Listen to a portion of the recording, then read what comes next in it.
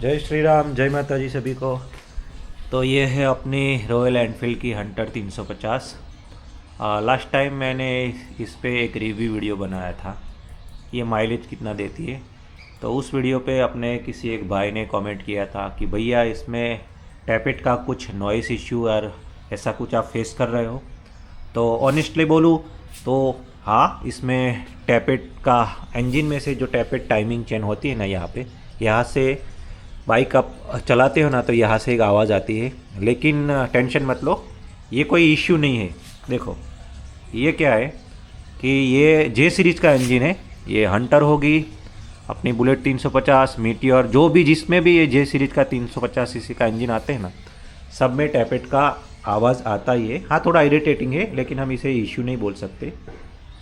और उसका आवाज़ आने का भी एक मेन रीज़न है कि ये एयर कूल और लिक्विड कूल इंजन है, मिक्स है। लिक्विड कूल नहीं है, सॉरी, ये एयर और ऑयल कूल मिक्स इंजन है।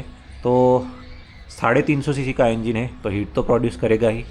तो जब भी इंजन हीट होता है ना, तो अंदर से टाइमिंग चेन और टैपेट वो हीट होने की वजह से आवाज़ करती है। वो गर्म होगी ना तो उसकी जगह से थोड़ी मिसबैलेंस होगी, थोड़ी स्लिप होगी उसकी जगह से, उसकी वजह से इंजन में आवाज़ आता है।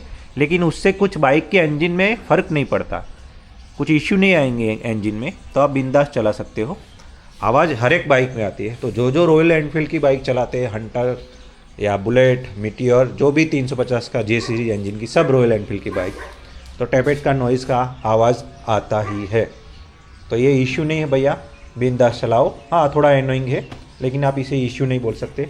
बाकी सब बाइक में बढ़िया है, बिंदास आप चला सकते हो, चलाने में एकदम बेस्ट है। और कोई भी आपकी क्वेरी हो, इश्यू हो, तो आप मुझे बता सकते हो। मैं बिंदास आपको ऑनेस्ट रिव्यू बता दूंगा। ऐसा नहीं कि अपने रॉयल हंटर के बाइक ओन करते हैं तो आप अपने कौन सी को नहीं बताएंगे। जो इश्यू हो गया मैं बिंदास बता दूंगा।